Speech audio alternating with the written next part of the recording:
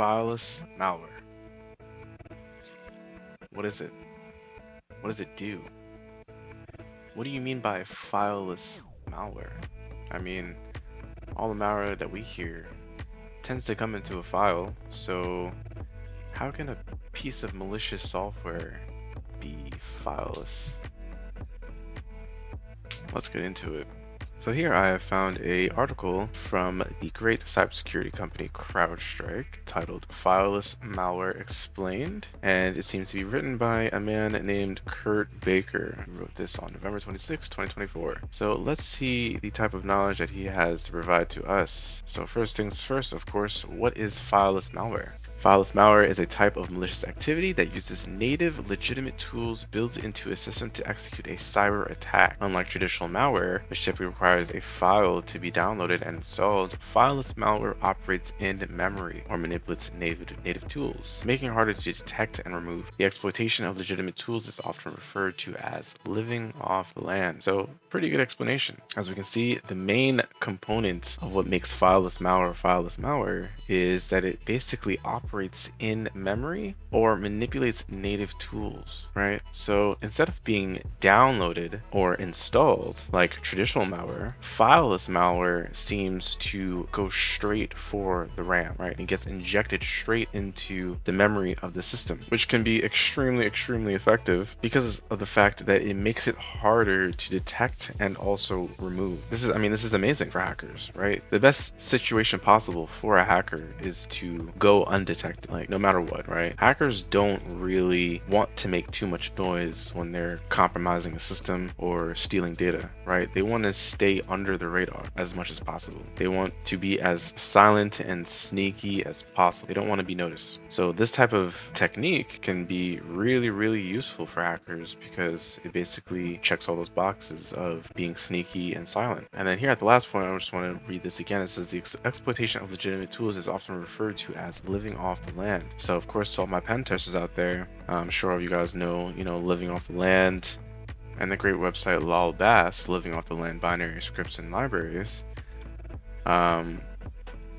This is basically a technique that allows hackers to use the components that are already on the system to complete their mission of, again, exfiltrating data, creating persistence, escalating privileges, all the bad stuff that you really wouldn't want to happen on your system. So scroll down a little bit. We have common fileless malware techniques. We have exploit kits, registry resident malware, memory only malware, and fileless ransomware. Exploits are pieces of code, sequences of commands, or collections of data, and exploit kits are collections of exploits. Adversaries use these tools to take advantage of vulnerabilities that are known to exist in an operating system or an installed application. Exploits are an efficient way to launch a fileless malware attack because they can be injected directly into memory without requiring anything to be written to disk. Adversaries can use them to automate initial compromises at scale. Exploit kits usually include exploits for a number of vulnerabilities and a management console that the attacker can use to control the system. In some cases, the exploit kit will include the ability to scan the targeted system for vulnerabilities and then craft and launch a customized exploit on the fly. Next, we have registry resident malware. Registry resident malware is malware that installs itself in the Windows registry to remain persistent while evading detection. In a traditional malware attack, Windows systems may be affected through the use of a dropper program that downloads a malicious file. This malicious file remains active on the targeted system, which makes it vulnerable to detection by antivirus software. Fileless malware may also use a dropper program, but it doesn't download a malicious file. Instead, the dropper program itself writes malicious code straight into the Windows registry. It just goes straight to it, right? Like, it's very to the point, this type of malware. No extra stuff, including trying to get a C2 connection, which can, in some cases can happen. But the whole idea seems to be with fileless malware is to just go straight to the heart of the system, right? Let's do what's effective. Let's take the system down. Let's get the data. Let's get the administrative credentials, all the credentials in the system. Like, let's get to what's important. And then third, we have memory only malware. Memory only malware resides only in memory. An example of memory-only malware is the Dooku worm, which can remain undetected because it resides exclusively in memory. Dooku 2.0 comes in two versions. The first is a backdoor that allows the adversary to gain a foothold in an organization. The adversary can then use the second version of Dooku 2.0, which offers additional features such as reconnaissance, lateral movement, and data exfiltration. Dooku 2.0 has been used to successfully breach companies in the telecom industry and at least one well-known security software provider. So very, very interesting. We have an example of a fileless memory-only malware called the Dooku worm that did take place and was successful in carrying out some attacks, including reconnaissance, lateral movement, and data exfiltration. And it seems to be a worm, which is a type of malware that spreads very, very quickly and basically propagates itself like a virus, right? It just spreads so fast and it does a lot of damage. And then lastly, we have fileless ransomware. Adversaries do not limit themselves to one type of attack, which is very, very smart, right? It wouldn't make sense to only limit yourself to one type of attack. You don't really have many avenues to go down and other options in case, you know, one fails. They use any technology that will help them capture their payload. Today, ransomware attackers are using fileless techniques to embed malicious code in documents. They accomplish this by using native scripting language such as macros or by writing the malicious code directly into memory through the use of an exploit. The ransomware then hijacks native tools like PowerShell to encrypt hostage files without ever having written a single line to disk.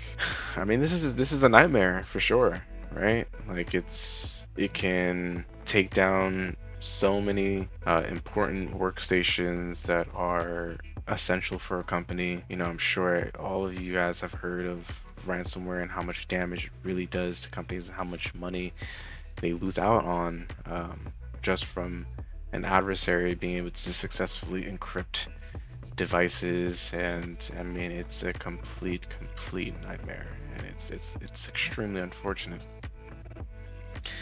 So of course, last but not least, just to wrap it all up and to really get a clear understanding of what fileless malware actually does, let's go over the stages of a fileless attack. Stage number 1, gain access. All right, technique: remotely exploit a vulnerability and use web scripting for remote access. For example, China Chopper. All right, so this is basically explaining, you know, how do we get a foothold? How can we get access to a vulnerable system? And more times than not, it is done remotely, right? Trying to find a vulnerability in a server, seeing if maybe the version of the software is outdated, trying to gather up as much information as we possibly can of the infrastructure to see where the cracks are, right? Where are the cracks in the armor? The attackers gain remote access to the victim's system to establish a beachhead for their attack. Then we have stage number 2, steal credentials.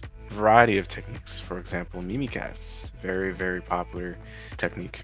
Using the access gained in previous step, the attacker now tries to obtain credentials for the compromised environment, allowing them to easily move to other systems in that environment, right? So Mimikatz is basically a exploit that dumps credentials. Very effective. Once an attacker can dump credentials, that basically gives them the ability to laterally move. We have a bunch of different credentials on the system, so that means I can hop to, you know, another user that may have higher privileges, potentially administrator, things of that nature, right? And then we have stage number 3, maintain persistence. Modify registry to create a backdoor.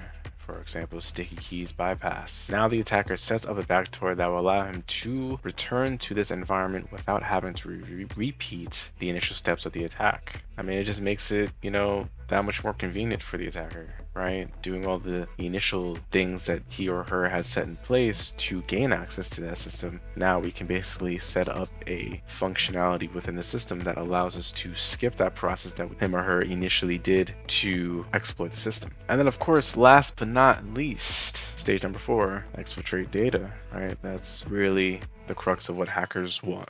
right? Data. They want to take your data, they want to sell it, encrypt it, make you pay a ransom for it, all the bad stuff, right? Use file system and built-in compression utility to gather data, then use FTP to upload data. In the final step, the attacker gathers data and prepares it for exfiltration, copying it in one location and then compressing it using readily available system tools such as Compact. The attacker then removes the data from the victim's environment by uploading it via FTP. Bad stuff, man. I mean, this is just not a good day, right? If these type of things do happen to a company where an attacker successfully uses this type of technique with fileless malware, where they are hidden under the radar, you can't really detect them, don't even know if the attack is really going on. A couple days go by, boom, your devices are encrypted, boom, data is exfiltrated, and now you are in a frenzy trying to figure out how you can get your devices back online, how you can get your data back, and how you can ultimately prevent this from happening again. So cybersecurity is very important, and we hate to see companies get compromised and unfortunately lose out on tons and tons of money. So thank you guys. I hope you enjoyed the video, and stay tuned for the next one.